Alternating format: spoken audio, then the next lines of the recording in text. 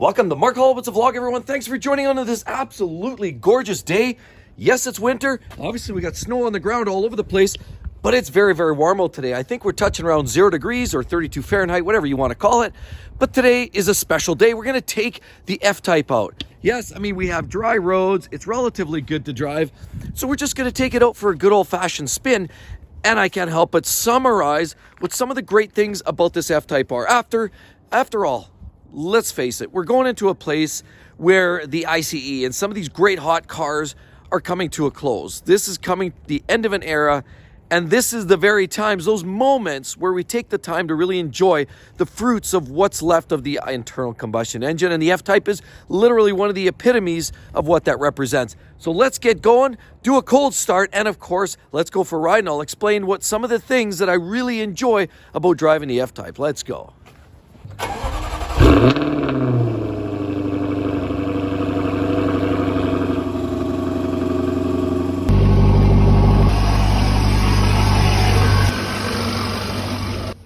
What do we have here? Well, that's just a little of that carbon out of the exhaust. So if you're a current F-Type owner, then you'll probably appreciate that these cars have that little endearing stain that they like to leave on the road or on the driveway or on the garage floor sometimes.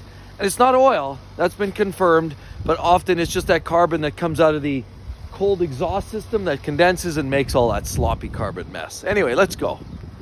Probably a couple of weeks since I've driven a car. It's not that you forget what it's all about, but when you get behind the seat or behind the steering wheel of these F-Types, it doesn't take very long to kind of remind you of all of those tingling sensations you get. So, you know, right now we're basically in default mode. The car's quiet, cruising down the road. You know, it's warmed up now. We've had it out for a few minutes. And now the things I really love about this car is you can drive like this. You can literally drive, but you can hear it. It's pretty quiet. We're driving along. Even when I get on the throttle, don't really hear that much. And, you know, it's a Jekyll and Hyde, and that's what I really love about these cars. And I think they're starting to make more cars like this. You know, this new Ferrari 296 GTB is like that. You can drive pure EV, you can drive hybrid version, you can go full all in, 830 horse. You can do a lot of different ways to bring it anywhere from like a quiet, silent cruiser up to something that's just a farmhouse brawler. And you know, it's just, that's what a lot of these cars, what I like about that. I mean, I like a really aggressive car that, you know, kind of screams and howls when you want it to. But there are moments where you maybe kind of like it to be sort of, you know, a little subdued, a little subtle. And that's what the F-Type feels right now. It's still a rigid ride. So we're driving along. This is what I really like about it. You have that subdued ride. It's quiet, it's peaceful and serene. But then I also like the fact that you can literally switch it over with the toggle of a button right here. I can pull down on the dynamic mode, and then all of a sudden, everything feels a lot more alive. Immediately, they're maybe just up here, but there is an immediate feeling of a transition into something that feels a little bit more aggressive. And we also know what that does. It illuminates the gauges, makes the gauges look all sharp and aggressive. They turn red and they look all fired up and angry. And it brings the personality out in this F-Type. So go dynamic mode. Then over here with the automatic transmission, it's in drive. I can shift that over. Now it's pure sport mode. And I can shift it either through the stick. I like that. I also like the fact that you can pull the levers here with the paddle shifters, so you can do one of either or. Or again, you can go back into here and you can start pulling levers here to change your gears. It's just great. It allows you a lot of that flexibility. And if we're being honest, that's really what I love about these types of cars. They're special. And it's not about being a brand bitch. I'm not trying to be a brand bitch per se. I just appreciate the F-Type for all the things it brings and delivers. I mean, I can appreciate any car that brings this type of deliverable. I'll be honest, the last generation of the BMW M3 was a hot rod, double clutch. It is a really cool car. Double clutch, really aggressive. It feels a little rough off the start.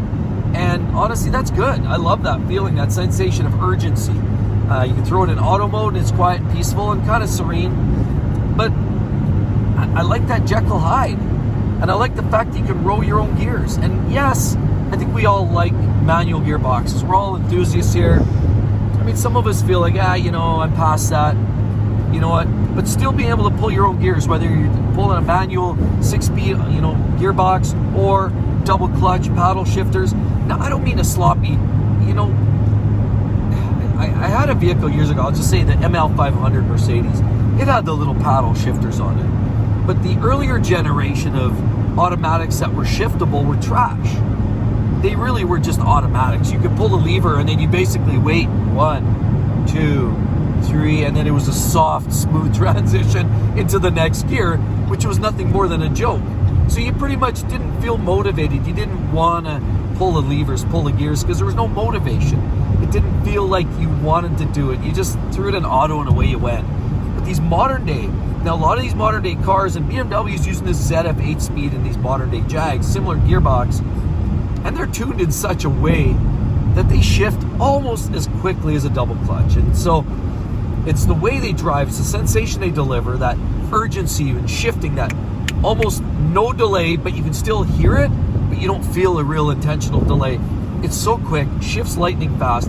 It gives you that sort of control between the gearbox and the engine. And of course, that translates to the driving experience. Now, I mean, this whole electric vehicle thing is great for people that just want to get in and press the go button and it just zooms away. And, you know, it might be a good commuter type vehicle. But for when you want those special drives and you want to take your car out for a hot spin on a Sunday morning at, you know, 6 o'clock in the morning on a back road, you don't want just a simple little Tesla with a, you know, one gear fits all. I mean, it's nice to be able to roll your gears and pull the levers on the back roads and just have a lot of fun with it. So that's why this types of vehicles, unfortunately, is going to be a way of the dodo bird. And it's a sad, sad day. And that's why when the weather's like this, and the fact that I have an F-Type 2 at my disposal is just so much more enticing. And so it's unfortunate because we see the writing on the wall. I mean, all the regulators and all the big heads, you know, across, you know, lead our countries, they're all doing things to sort of push in this agenda, EVs. Well, let's just say a lot of these manufacturers now looking at hydrogen and some other options. Great, well, that's all well and good, but at the end of the day, nothing's really quite like this. Yeah, you can get a faster car that's pure EV, but just, again, it's a go button. It's not really much more excitement than that. That's, in fact, a big part of what I like about these F-Types is there's still that level of engagement. Yeah, I'd rather, if I could get the V8 like this, the Type R or the SVR, if I could get these with a manual gearbox, I think I would probably do that, but I can't. So this is the next best thing. And you know what? I enjoy every driving experience if I'm pulling gears, listening to that sound of that engine. And I mean, you hear the cracks and popples. Let's open the window a little bit. Maybe we can hear a little bit of it. Let's turn down the audio on the nonsense of heater controls. And it's still kind of winter here, so technically it's nice to have heat on. But here, we'll do a little pull here.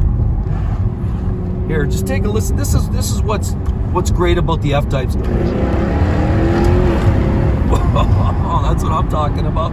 Like I said, you're gonna miss that. You go buy your Tesla today, or your BMW, the i4, and as good as they might be, and they're pretty good. I'm not gonna lie. A lot of the EVs are getting better, and you know, it's a best fit type of car. It's gonna do a lot of good things for a lot of good people.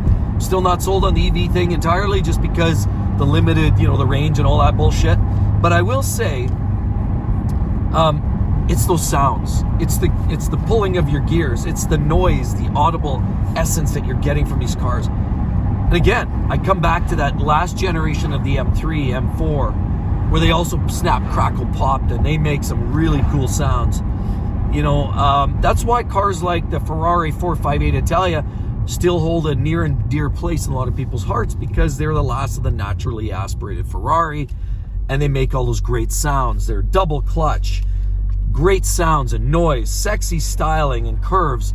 And literally there's argument to be said that the 458 will likely be a collector at some level, or it's likely going to be one that's really sought after at the very least. They're great cars, driven them, love them. Now, sure, The car that followed it, the 488, is faster and probably on paper a better car all the way around. But again, a Ferrari F40 isn't the latest and greatest, but it's still considered one of the best Ferraris on the planet. So the same thing applies here. It's not always the latest and the greatest. Sometimes it is, in fact, what that car delivers. And you know what? With this F-Type, it delivers the goods. You know, and there's not many cars that do this. Like I said, you know, last generation M cars from BMW. Oh yeah, that's... What do you guys think? Do you guys like the sounds, the gearbox? Now, I know a lot of you guys have been, you know, I see a lot of comments. You guys are dropping the bomb out there, leaving comments. Hey, you know, I bought this new 450 Jag F-Type, or I just bought this new F-Type R, or slightly used F-Type R. Maybe I bought it in 2016, or I bought this, that. And I'm seeing a lot of those comments, and I can see I'm having an influence, and I hope I'm not being a bad influence to all you guys out there that are looking for a fun, fast, interesting, special kind of a car. Oh, there we got some yo-yo there popping out of nowhere in his, what was that? Toyota Corolla running on 4 cylinders. Oh. Have you ever heard of the term testicular torsion? Anyway, I'll leave it at that. However, I know there's an influence, and I'm being a bad influence, and I mean in a good way. I'm sharing the passion for the cars like this, the F-Type, the M cars by BMW, Audi, some of the RS cars, although not too many of them. You know, the TTRS, RS3, RS 5s. I mean, some of those are kind of cool, but really, cars that are a little more raw and you know, a little more driver oriented. You know, again, Ferraris, Lamborghinis. By the way, Lamborghini now I think has taken some lessons from Ferrari in the handbook of hybrid now, because they're now developing their next level of cars. And oh, here we are. Let's just get out of this crusty road here. And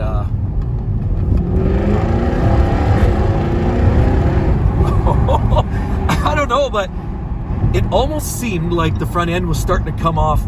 It's obviously not coming off the ground, obviously. Kind of had that sensation like it was, like it felt like it was. It almost felt like the front wheels were starting to lose some of that grip. Because this is the all-wheel drive version. I've got a 2018 here. So if for those of you buying the rear-wheel drive F-Type Rs, that brings yet another level, or another, you know, a group of sensations where you can get the car to the corners, get on the throttle, put that thing into a drift. Absolutely awesome. And so, you know, whether you're buying a, you know, a new C8 Corvette, I mean, that new Z06 is just ridiculous.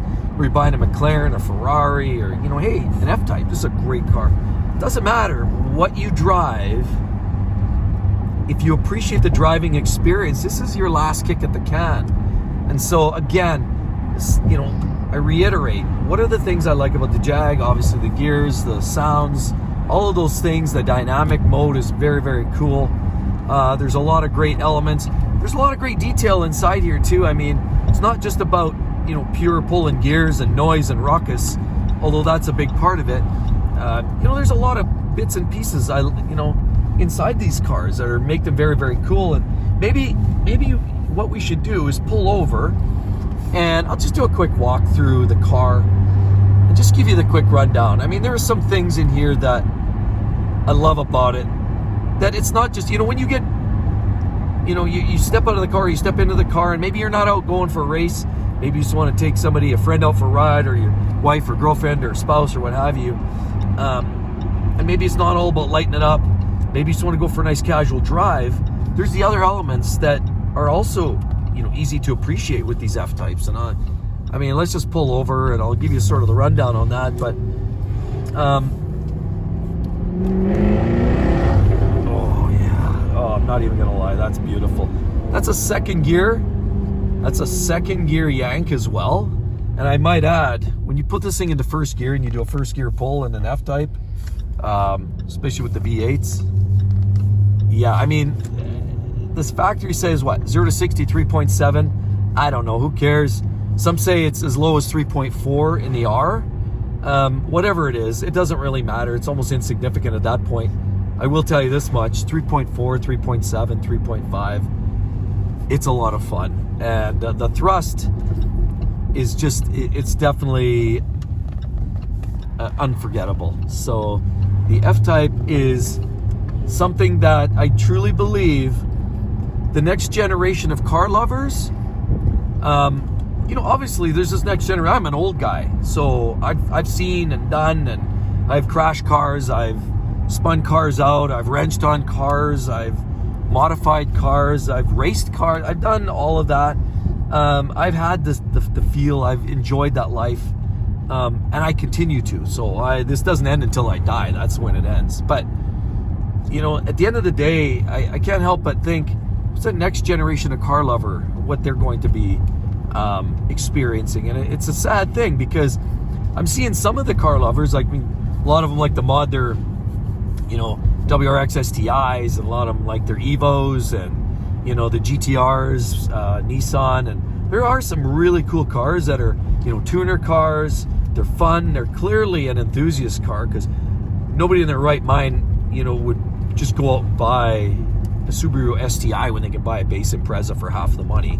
I mean, obviously it's for the performance. That's why people buy them. It's like, I don't need an F-Type R either. It's pretty much a pointless car. But, it's great. These cars are awesome. And so this is why we do this, and this is why we buy these kind of cars. We're pulling up here at home. What I'm going to do is I'll throw this thing, swing it back over there, put this in park, and I'm going to turn the dynamic mode off right here. I'm going to pull that back off. It's in dumb mode again. Everything's quiet, peaceful, serene, and relaxed. And let's just do a quick look around here, and I'll show you some of the other things that I love about these cars. And again, 2024 is the last time to get one of these. Now, the fortunate part is there's other cars that I think are real good contenders. I mean, Porsche is building some really cool cars, the GT3s and RSs. This new Turbo S is killing everything almost this side of a McLaren 765. So, there's still some great cars. The Corvette it's great. I love what they're doing with that brand, and I think that's a great option as well. But the Jag brings a touch of class as well, and I think the Corvette is good old-fashioned cowboy hot rod. The boy next door, it's an amazing car, and I think everybody loves a Corvette. It's like everybody loves a baby. Everybody loves a Corvette, right? But the F-Type adds and brings a little bit of touch of that class and a little extra, if you can say that. I wouldn't say style per se, because it's a very stylish car, but the Corvette too has its own sort of styling detail. But let's take a quick look around, and I'll just kind of give you the rundown as to what I think personally are some extra little add-ons, what I think about this car that I love about it so much. And and I'd love to hear you guys at the end, so let's take a look. Well, just looking at here, love these great seats. Look, nice sport seats here, some very cool cutouts, lots of this aluminum trim here. I love the way the car has a very rich feel. We talked about this. There's some cheaper plastics like that here and there, but I do love the high gloss black piano gloss finishing. And of course, you got to be very careful how you clean that. But I love that. I love the very clean look of the vehicle, the interior. Lots of this great detailing like that, and nice aluminum trim. You have lots of great finishing detail all the way. And that's just a big part of what I love about the car. When you're sitting in there and you got the light shining in there, and it gives you all of that illumination. It's such a warm and inviting cockpit and environment. But let's close this up. Let's take a look at this car from a distance. And this is really the piece that I could literally sit up here, grab a lawn chair like that, and park my ass right here and just sit here and stare at this car all day. It's a piece of artwork in my mind.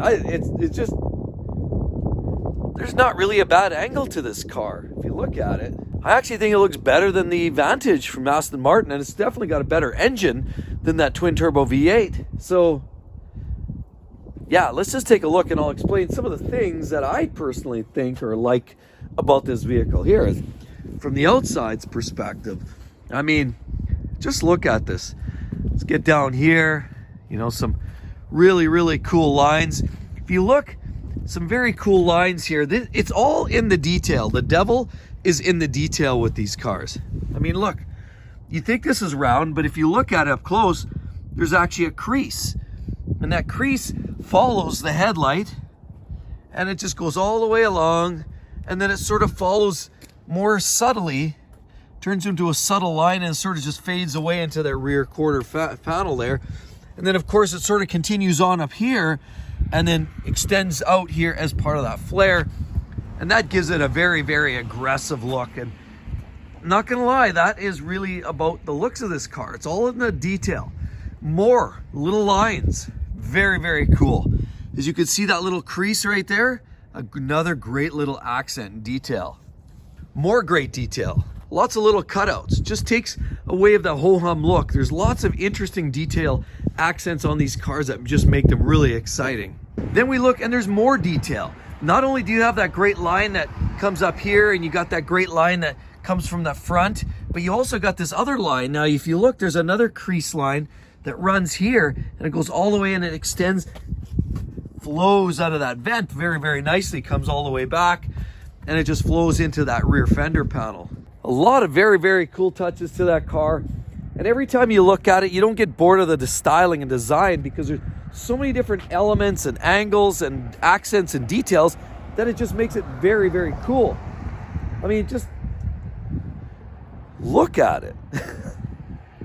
Splitter, very nice. SVR is even better, but you know, do you like the quad pipes? Do you like the singles in the center? What do you guys prefer as far as the exhaust? We know this is the V8R version, and the SVR is very similar, but I mean, just the general layout. Do you like that style? Do you like the center mount? What do you think? Gotta love that look. Oh yeah, that's a good looking car. You know, and that, when you look at it compared to even a relatively sporty car by Mercedes, this car kind of looks like a little bit of a skinny mini when you compare it over to the F-Type here, which is a lot wider. Definitely has more of a presence humming down the road. And this is a good looking car, but this car definitely has that look. So I just love it. The looks, the performance, the sounds, pulling gears, there's nothing like it. These are a keeper, no doubt. Other things very, very cool. This wing, yes, it does go up. That's interesting. I love these taillights. Now, of course, the newer versions are a little squared. You'll notice them is kind of more rounded off and whatnot. The newer ones are squared. They're a little more angular than the older version. That's a personal preference. The newer cars actually on the splitter here, they actually have a bridge along here. So it's a little different design on the rear valence for the latest R, but that's just a personal choice thing. I also certainly love the looks of that. Look at that tucked away, subtle little brake light in there. Very cool. Everything is there. It's all about the form. It's all about the design, and the theme and the style is number one, and then function is actually after it. So it's really all about the looks and the design. That's really what they're going for with this car. They style it the way they wanted to, and then they fit the little lights and details and curves where they think it fits best after the design has been created. This is a great, glorious car. And Ian Callum just smoked this one out of the park. No doubt about it. So I think that's kind of just summarized it, everybody. That's what I love about the F-Type.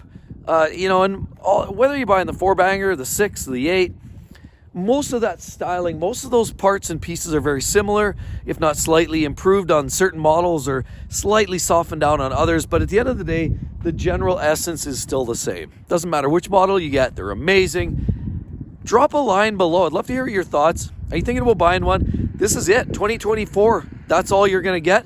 And then it's all over but the crying. And then you wanted something from one of the sporty brands. Let's face it, BMW's transitioning to EV. Yeah, they have the M cars, but I mean, that transition's happening. Audi's transitioning. Benz, I've seen some of the EQEs and E everything. Benz is also, like, I mean, here we have ICE, but clearly they're transitioning to a hybrid or pure EV marketplace. So it won't be long and everybody will be doing the electric vehicle thing. That's why I'm going to hold on to this bad boy for quite some time. Don't see getting rid of it. I love it. Every time I take it out for a spin, it's just extra rewarding. Love it. So drop a line, guys. I'd love to hear your thoughts. F-Type, or what would you buy instead? If you don't like the F-Type, that's okay. Hey, we all have personal choices. If that's all there was on the road, then life would be boring, right? So not everybody's going to drive an F-Type.